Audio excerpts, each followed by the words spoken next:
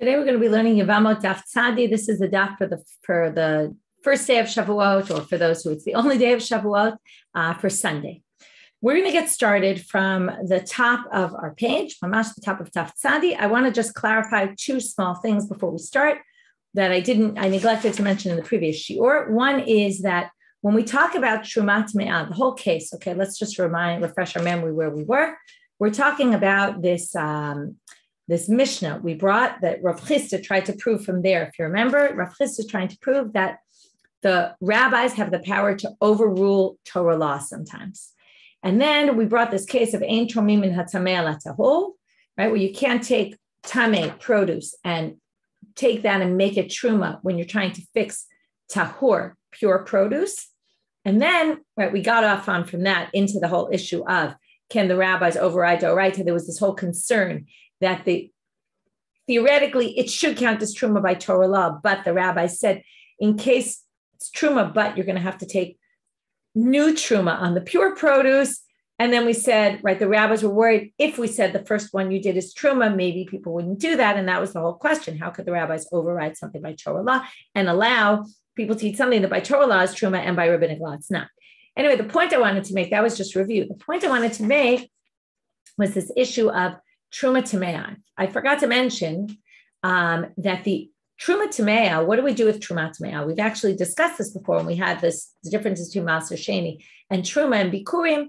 And we said that truma tameah you can burn, you can use it to light a fire. So it is usable to the kohen. It's not as usable as the fruits themselves would be, but it is usable. Okay. The second thing I wanted to point out is we ended with this case. The second, we brought one source to try to prove Rav Chisda's point. Raba rejected it. We're going to actually, in the end, have 8 sources. And in the end, Raba is going to reject every source. The second source we saw was this thing about we're talking about a woman who is betrothed by her mother or brother because her father's not in the picture. Either he's not alive, or there's all sorts of possibilities as to what situations he can't betroth her anymore. But the point is, she's only married on a rabbinic level. What I didn't clarify, which I want to be more clear about today, is that she has, we've said this many times, she has until age 12 with 2 salot, 2 pubic hairs, and 6 months later to basically, right, that time plus 6 months, to basically until that point, really, anytime until then, she can say, I don't want to be married to this person and get out of the marriage. In which case, her marriage until that point is not really solid. So what the rabbis were really discussing here is this debate between Beit Shammai, Beit Hillel, and Rabbi Eliezer is, at what point do we say she's unlikely to do miyun, and we can say that already he can have rights to certain things? Because on Torah law, only once she gets beyond the point where she could refuse, do we say that she's actually married. And the point here is that each of the rabbis have their own opinion about where they draw the line, but they think that once she gets to a certain point, is it right? So if she were to die, the whole idea is that she ends up, at least in some of the situations, right? The first 2 issues, she dies before she even gets there. So the question is, do we assume that she wasn't going to end up refusing or not? Is once they get married already enough, right after the betrothal, maybe the marriage is enough, having relations is enough, or is it an age factor and a combination of those factors? That's really what's at debate here. Okay, so that's why this is a Doraita issue. On a Torah level, she's not actually married. On a rabbinic level, though, we assume she's not going to refuse anymore, and therefore we can consider them married. So the third issue there was Ochela B'gino Truma. So we're starting today. She can eat on account of him truma. So again, how could she do that if on a Torah level she's not allowed to eat truma? That means she's a zal. She's not really married to him on a Torah level. How could a non-Kohen or a non-wife, right, she's not a wife yet. So only a wife of a Kohen can. So we say truma de Rabbanan. Raba again answers, oh, it's truma de Rabbanan. Only rabbinic truma can she eat. On a Torah level, she really can't. Third source, Tashma. Okay, this is a whole sugya in Gitin Nun Daled, Rashi, Nun Daled Amud Aleph, Rashi. There is much better explanation. So if anybody wants to look, you can look there. In any case, I'm going to explain based on that. If you eat, I'm a non-Kohen and I ate truma, that was truma tme'ah. It was disqualified, right? It was impure, which means the Kohen can only burn it. Well, I have to pay back to penalize me for eating the Kohen's truma. Mishalem to chulin torim. I have to give a Kohen chulin, I take non-sacred items that are pure. I have to give him pure items. I give it to him. As soon as I give it to him, they become truma. Okay, by giving it to him to replace the truma, they become truma. What if shilem chulin tmein? I paid with impure produce. Sumchus someil mishum Rabbi Meir. We're going to have a machlok. Sumchus says in the name of Rabbi Meir, l'shogeg tashlumav tashlumin. If I did it accidentally, I didn't realize they were impure when I gave it to him. Well, it works, okay, and that counts as his truma. B'meizid ein tashlumav tashlumin. We're going to assume right now that means if I did it intentionally, it doesn't work, and what I gave as truma isn't truma at all. Okay, now we're going to get back to a question on this, and then we're going to have to reinterpret. Right now, that's what it sounds like. Chachamim omrim echad ze v'echad ze tashlumav tashlumin v'chozer u'mishalem chulin to'orim. Come the rabbis and they disagree about a few things. They say, listen, we don't distinguish shogeg and mezid, number one. Number two, we hold the truma is truma, okay? Meaning, not really, whatever he replaced it with, the tmeim, they become truma. However, it doesn't finish the job. You still have to pay now good produce, pure produce. You can't just give them tmeim. You have to now pay double, basically. We're going to penalize you. That's the rabbis. And they asked the following question on Rabbi Meir, as quoted by Sumchus. Why doesn't it work? If I took truma tamea, which can only be burned, and I ate it, and then in place of that, I gave the kohen chulin that were tameim, impure chulin produce, which right now are actually in a better state than the truma, because truma can only be burned. Chulin tameim I can eat as long as, right? I mean, if I'm impure, I can eat them. Okay, so, right, in other words, I only care about them if I'm in a pure state, but I can theoretically eat them. They're not forbidden to eat. So what happens here? They say, that's ridiculous.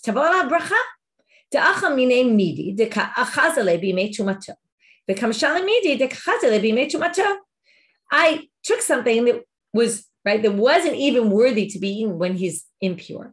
And I gave, right, even when he's impure, he can't eat truma tamea. And I gave him something that could be eaten when he's impure, right? He can't eat them when he's pure, but he can eat them when he's impure because they're chulin. Now it's true, once I give it to him, they become truma. But the fact is, when I gave it to him, when they're still in my possession, they're actually in a better state. So how can we possibly say it's a useless transaction, what I did, if I did it on purpose? So I'm a Rava, Rava, or maybe someone else says it, we don't know, says, listen, you misunderstood the Braita, there's words missing, this is how it should read. If he ate impure truma, then he can pay back anything. He can eat, in other words, if I'm a non-Kohen and I ate impure truma, I can replace it with either impure truma or pure truma. It doesn't make a difference, because the truth is, what we said before, whatever it is, it's even better than what I gave him. But if I ate pure truma, I have to give back pure produce. I can't make it worse. But what if, and here's the what if, but if to replace the pure ones, I pay with impure chulin stuff, which is more limited than pure chulin, then Sumchus Somel, Mishum Rabbi Meir, Sumchus says in the name of Rabbi Meir, B'shogeg tashlumav tashlumin. If I did it by accident, I didn't realize it was tameh, then it works. But because in the end, I ate 10 oranges and I gave back 10 oranges, okay? But b'mezid ein tashlumav tashlumin. If I did it intentionally and I chose impure vegetables or fruits, whatever it might be, that's not going to work. So now, Chachamim omrim, bein b'shogeg, bein b'mezid, tashlumav tashlumin, v'chozer u'mashalem, chulin to'orim. The rabbis say it doesn't matter shogeg or mezid. Whatever you did is effective. That becomes his truma, but you still have to pay him pure produce. Okay, the non-pure produce, basically, you pay back in place of the truma. That becomes truma, tamea, and he has to burn it.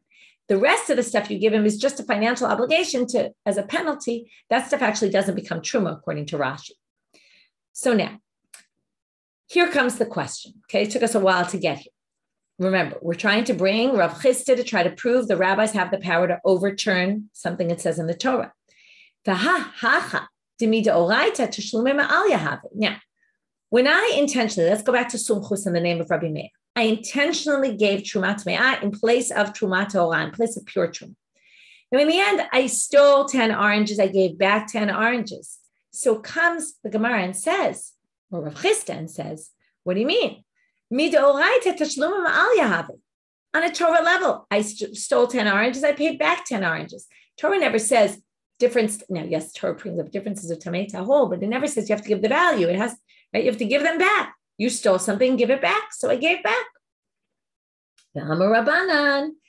So let's keep reading. And then what would be the ramification? Well, the imekadish behu kohen isha tafsula kiddushin. When I give the kohen the chulin tamei, okay, the chulin tameim, that becomes his. Now, according to Sumchus, in the name of Rabbi Meir, he says it's not his. Ein trumato truma, meaning I basically get the fruits back, and in place of them, I give him pure ones. But according to Torah law, that's valid. I stole 10 oranges, I give back 10 oranges.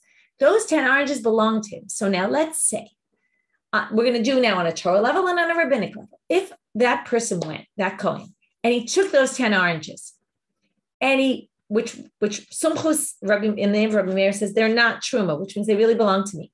And he betroths a woman. So now, are they his? According to the law here, they're not his. That's rabbinic law. According to Torah law, they are his. So this woman now, is she married or not married? She's a eshet ish on a Torah level because she's betrothed to someone. But on a rabbinic level, she's not, because that wasn't even his money. So the rabbis are basically uprooting and causing a woman to theoretically marry. Let's say she goes and marries someone else. She'll be an eshet ish, but according to the rabbi, she's not married at all. So how could they possibly uproot that? So they say, right, va'amar Rabbanan, ein tashlumav tashlumim. Right? So again, let's go back. If a kohen betroths a woman with this, it would work because it's his stuff.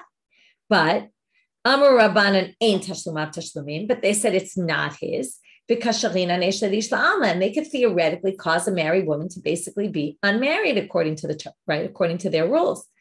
So in order to answer this, they say, no, you misunderstood. My ain't tashlumav tashlumim de ka'amar Rabbi Meir. When Rabbi Meir says this doesn't count, what does he mean by that? He doesn't mean it doesn't count at all. It's not truma. No, he says, in other words, he means this is truma, but you have to still pay additional, which is exactly what the rabbi said, right? That's what he says here. To which the Gemara asks, well, then there's no debate. They say exactly the same thing the rabbi said. Remember, they said tashlumav tashlumim, it works, but you still have to pay in the value of the tahorim. You have to bring pure ones. Can't be they say the same thing.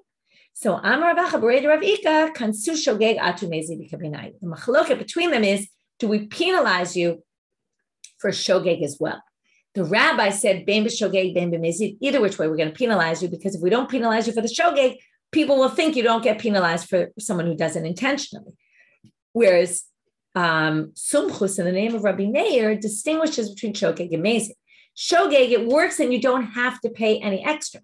Mezid, it works and you have to pay extra as well, though.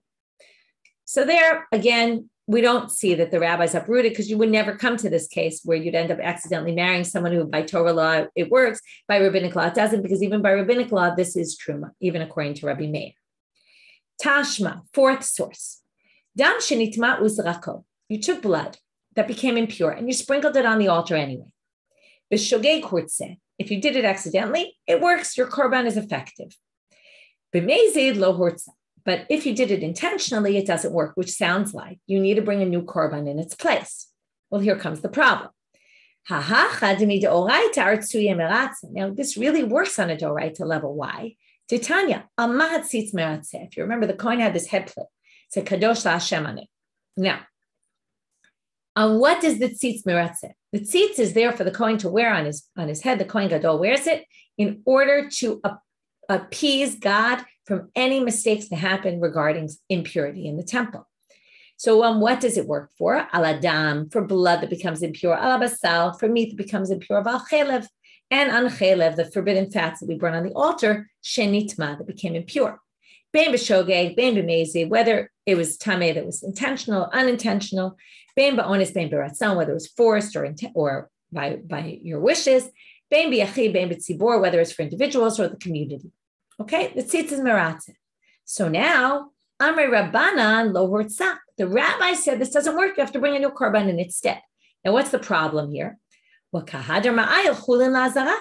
basically going to end up bringing in things that are chulin into the temple, because what's going to happen? Really, by Torah law, the blood work. So you're not obligated another korban. But the rabbi said, oh, bring another korban. If they say bring another korban, when you bring something that you don't need to, that's called chulin, non-sacred items that you're bringing into the temple. You can't just randomly bring things into the temple. You can volunteer to bring things, but this isn't volunteer. This is for your obligation, but you're actually not obligated by Torah law. And that would be forbidden. So I'm Rabbi Yossi Rabbi Chanina. My lo hurtza dekama. What do they mean lo hurtza? You misunderstood. Lo hurtza doesn't mean it didn't work if you did it intentionally and you'd have to bring a new korban in its place. No, lahatir basar ba'achila. They just don't let you eat the meat of that sacrifice. Aval ba'alim nitkaplu bo. But the owners of that korban actually received atonement from it. They don't need to bring a new sacrifice. To which the Gemara asks, right, which would then show there is no uprooting of Torah law here. To which the Gemara says, self, but what do you mean? Eating the meat is a mitzvah, and you're now not fulfilling that mitzvah. Dichtiv, uchtiv, as it says. You should eat the meat, right, that you were atoned from through it. From here you learn, right, a sin offering. The kohanim eat the meat, and the owners of the korban, right, whoever brought the korban, they get atoned. So eating the meat is part of the process. So if you don't eat the meat, you're not fulfilling a mitzvah. There you see the rabbis can uproot a mitzvah by Torah law. To which Raba answers, no, Amarle, shev al taase shani. This is just don't do a mitzvah. There's a big difference between having, let's say, a married woman marry someone because we're claiming she's not actually married. That's a prohibition. This is just don't fulfill a mitzvah taase. Sit there and twiddle your thumbs. Okay? Just don't eat the meat. That's very different. So comes Rav Chisda, and he says, we get to source number 5, which is not actually a source, but Amarle, Bailu Tvinach. I wanted to raise all these issues. I wanted to give you a whole list of things. And in the end, he's going to say, where the rabbis uproot something. But in the end, he's going to say, but I did it because once you give me the answer, shev al taase, it would be the same answer for all of these. So now we're going to go through a whole list of cases. The first one is a convert who converts and does his Brit Milah right on Erev Pesach. Now, the rabbis, or a few days before Pesach, the rabbis instituted that anyone who does a Brit Milah for conversion purposes is considered tameh for 7 days. It's a gzeirah de Rabbanan, a decree they made. So this person is impure like a tameh, can't do the Korban Pesach. So now you're going to tell me for a rabbinic decree, this person can't do the Korban Pesach, which is an obligation on a Torah level. To which, again, Rav Chisda brought this up and said, well, I know you're going to tell me now, shev al taase. You just don't do the Korban Pesach. You're not doing something wrong. You're just not fulfilling a mitzvah. Haza'ah. The next one is sprinkling the para aduma waters. Okay, you sprinkle the para aduma waters. Let's say it's Shabbat and it's right before Pesach and you want to get purified. It's your 7th day, but it's Shabbat. So the rabbis say you're not allowed to sprinkle on Shabbat. Why? Because you might carry, this is what we call gzeirah de Raba. It comes up by lulav, it comes up by shofar, it comes up by Megillah. These are all cases where we don't allow you to do things if they fall on Shabbat, because maybe you'll carry the object that you're going to need in the public domain. So you're not allowed to sprinkle because of the gzeirah de Rabbanan, that maybe you'll end up carrying the waters in the public domain. To which they say, well, then you're not going to be able to do the Korban Pesach, all because of this gzeirah de Rabbanan, rabbinic decree. The Ismail is the knife or the specific utensil they use to do the Brit Milah, circumcision. Let's say you don't have one and it's Shabbat and you're supposed to do the Brit Milah, it's the 8th day, you're allowed to do it on Shabbat. Well, you don't have it, we don't allow you to carry one, even if there's a way that you can do it and it's only rabbinic, we don't allow it. So here you see, right? We don't allow things even that are only forbidden on a rabbinic level, even though it's overriding a Torah halacha of Torah mitzvah of doing the Brit Milah on the 8th day. So again, what do we answer though? It's shev al taase. You're not uprooting a law, you're just not doing something. Sadim b'tzitzit. Tzitzit, generally, we learned already this before, that the mitzvah, we learned this in the beginning of our Masechet, the mitzvah taase of tzitzit overrides shatnez, and that we learned because they're juxtaposed in the text. So you can have tzitzit that are shatnez. You could have, right, beged that's pishtan, you can put tzitziot that are tchelet. But came the rabbis along and said, wait, we're worried that you might then think something that's not obligated in tzitzit, like, for example, clothes that you wear only at night, since tzitzit is only a mitzvah during the day, like pajamas that have four-corner garment, you wouldn't need tzitzit. And if you don't need them, well, then if you put the wool and the linen together, you'd have shatnez that wouldn't be permitted because it's not tzitzit. So came the rabbis and said, any linen garments, don't put tzitzit in them. Now, you're uprooting the halacha of tzitzit. If you have a four-cornered linen garment, you're not going to put tzitzit in, right? So you see the rabbis uprooted the mitzvah of tzitzit here on those garments. V'kivsei atzeret. Very nice. We're on Shavuot. We get to kivsei atzeret. So what is that? This is the sacrifice they would bring on Shavuot. They would bring these two kvasim, two lambs. I always confuse my animals a little bit. Anyway, the idea here is that what? If you brought these, okay, this is a little more complicated. If you did sacrifice shelo lishma, meaning you had the wrong intent while you were doing it, okay? You thought, I'm doing it for a different type of korban. If the Kohen, while he was bringing the sacrifice, thought that, it would disqualify them. Now, what happens when you do lo lishma, except for a few exceptions, most things you do shelo lishma, you sacrifice them anyway. You go ahead with all the stages, and you can even eat the meat, right? You can put the blood on the altar, etc. But you have to replace the korban with a new one. So if Shavuot falls out on Shabbat, not like this year, but if it fell out on Shabbat, then what would you do? If you did it shelo lishma, you wouldn't be allowed. The rabbi said, we don't let you sprinkle the blood and eat the meat and all that and burn the stuff on the altar because it's Shabbat and there's really no reason to be doing it today. So, because right, and then you bring your new korban instead, and you would leave the other stuff and you wouldn't bother with them. So here again, you're uprooting, right? You're not doing each, right? Basically, you have a mitzvah to spill the blood, burn the parts on the altar and eat it. And yet we're saying, no, you don't do this. So that's another thing. Again, it's a shev al taase. We just say, don't do it. Shofar v'lulav that we discussed. Shofar comes out on Shabbat, Rosh Hashanah. We don't blow the shofar. The lulav, right? First day of Sukkot, we don't, or any day of Sukkot really, but the first day is the main mitzvah, we don't do it on Shabbat. So hashta deshanit lan shev al taase lo mi'akelhu. Since you said already shev al taase, it's not considered uprooting. Kulunami shev al taase ninu. Well, then I'll already answer my own, right? I'll already knock out my argument. So that was source 5, even though it's not really a source. Argument number 5. Number 6. Theoretically, you could say it was just an attachment to our number 4. Anyway, it's just a matter of how you number them. 6th one, Tashma.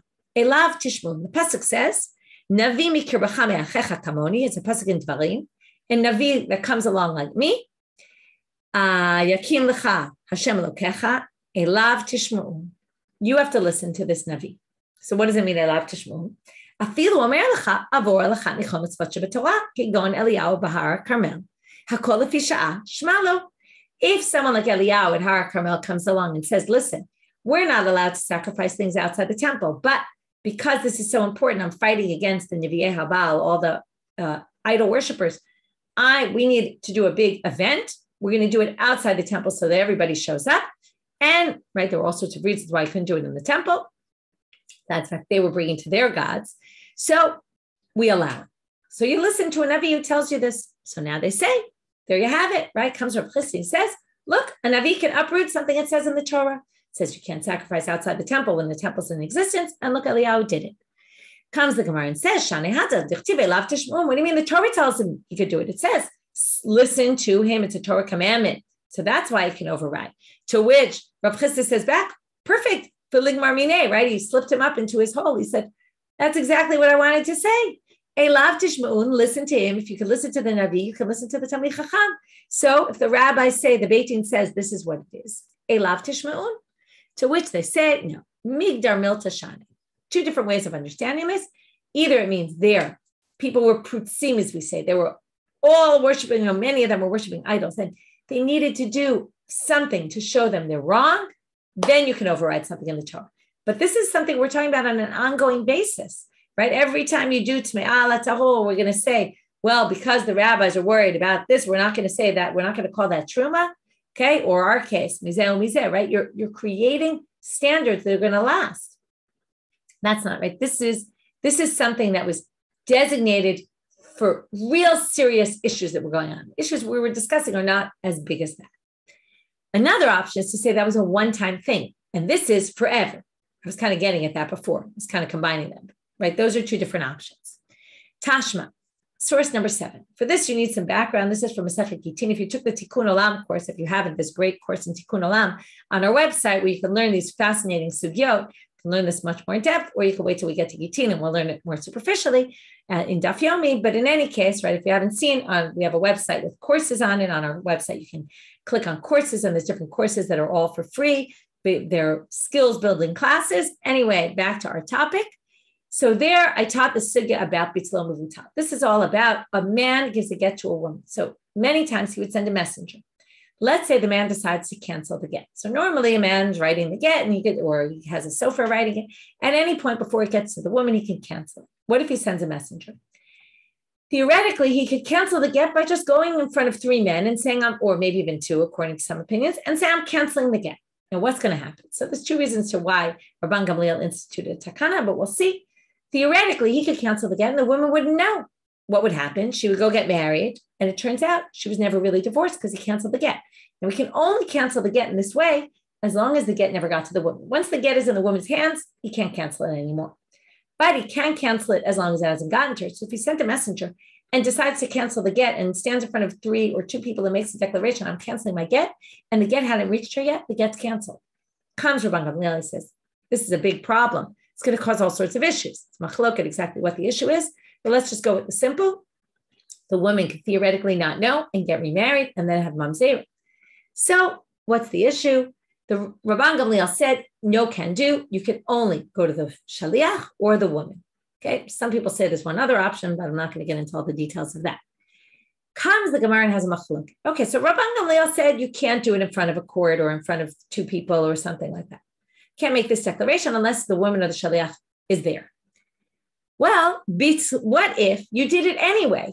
You went against the takana of the rabbis and you canceled the get. Now, on a Torah level, right, you went to 2 people or 3 people, right? There's a machloket. That's why I keep saying 2 or 3, because there's a machloket, Rav Nachman, Rav Sheshet, how many? Let's say you go and you cancel it. So by Torah law, you didn't really want to give her the get. The get's canceled. By rabbinic law, you weren't allowed to do it this way. It's not canceled. So it's a huge difference what we say. Rabbi says, Bitzlo mevutal divrei Rabbi. You canceled it. It's true you went against the takana, but the fact is you didn't really want to give the get, and by Torah law, it's not a get. So it's not a get. The get is canceled. Rabban Shimon no, you cannot cancel this get, right? Unless the woman or the shaliach hears, and you cannot add another condition like, oh, it will only be a get if this and this happens without her knowing about it. In came, he says, because otherwise, what kind of power do the courts have if you can make a takana and people can go against it? Well, what you're basically making the courts useless. So here goes. Rav Chisda's proof. It's exactly what he's trying to prove. Here's a real, right, issue. On a doraita level, there's no get. And now you're basically permitting this woman, because you're saying she got her get, even though on a Torah level she did. She's now married, and you're going to let her go marry somebody else. That's crazy, right? So what do you see? The rabbis had a huge amount of power to override Torah law. Comes Rav Chisda to say. To which Raba responds, what are you talking about? It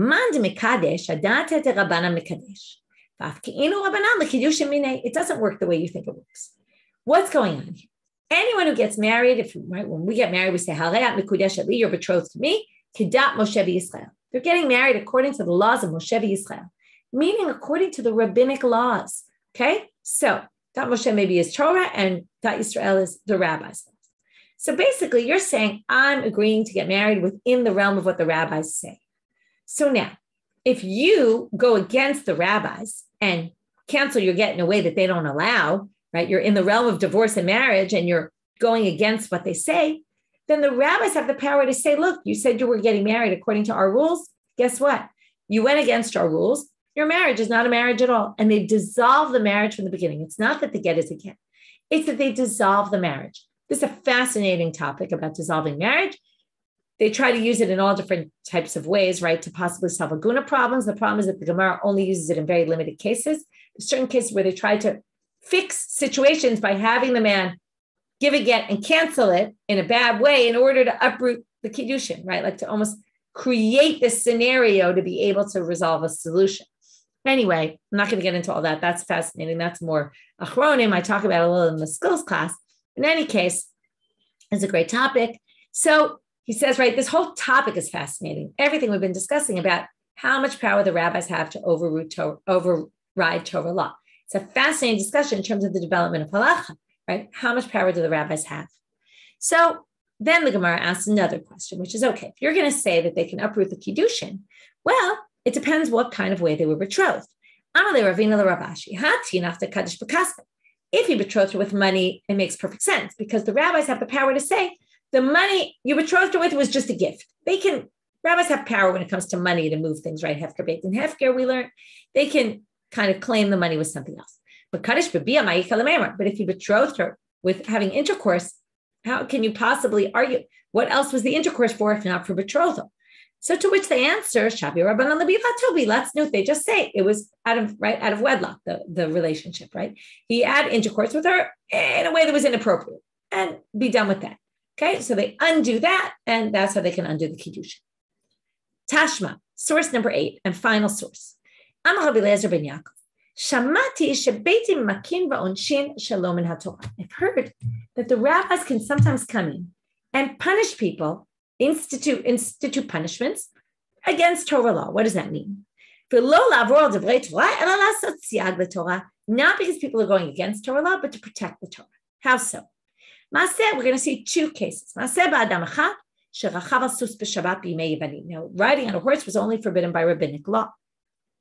It's the time of the Greeks, but they were in Israel.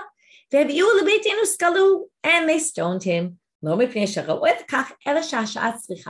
there were a lot of people who didn't really care about Shabbat and they needed to make an issue. So they stoned this person. Now, if you're not obligated to be stoned by Torah law, you're basically murdering someone. That's pretty bad. Next story, a little bit less severe. They had intercourse outside in public under a tree. That was his wife. It wasn't like he was with someone else's wife. But right, they gave him lashes. He wasn't really deserving of lashes. And then what did you do? You wounded a person, right? You're not allowed to injure someone. But right, there were a lot of things inappropriate going around. They had to make a point, so they gave him lashes. So here you see the rabbis injured people, killed people against Torah law. So clearly they have the power. Comes Rabba and he answers like before, Migdar Milta Shani. Again, this was an issue where you had to protect the Torah. So in order to do that, we allowed it. Or maybe it was a one-off. So we allow it. Okay. And therefore it was permitted. So in the end, Raba is not successful. And sad to say that many of the Rishonim actually hold. Why do I say sad to say? Because I think it's one of the amazing things about halacha, how much power the rabbis do have. And there's room to make changes. In the end, many of the Rishonim, though, hold like Raba, because in the end, Rav Chisda couldn't prove his point, and basically say that only in certain limited circumstances, right, can the rabbis uproot something from the Torah, but normally we don't really allow it. Okay, shev taase would work, in certain things we said, one off, but generally, right, we don't allow it in a broader. Maybe it's a good thing, right, because otherwise things could change entirely. It would be dangerous. So anyway, it's a very interesting argument. There are some people who claim that there are Rishonim who hold that we do hold like Rav Chisda. Okay, the Beit Din does have the power in it. It's a fascinating debate. Okay, we're going to finish up our daf, a few short things about the Mishnah.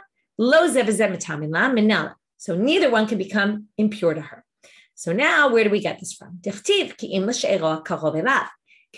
A Kohen can only become tamei. We're talking about a Kohen if his wife died, right? She's married to these 2 men, and neither one can become tamei to her because it's only she'ero karov elav. It was explained she'ero zo ishto. There's another pasuk that says you can't become tamei to someone in the nation that will desecrate him.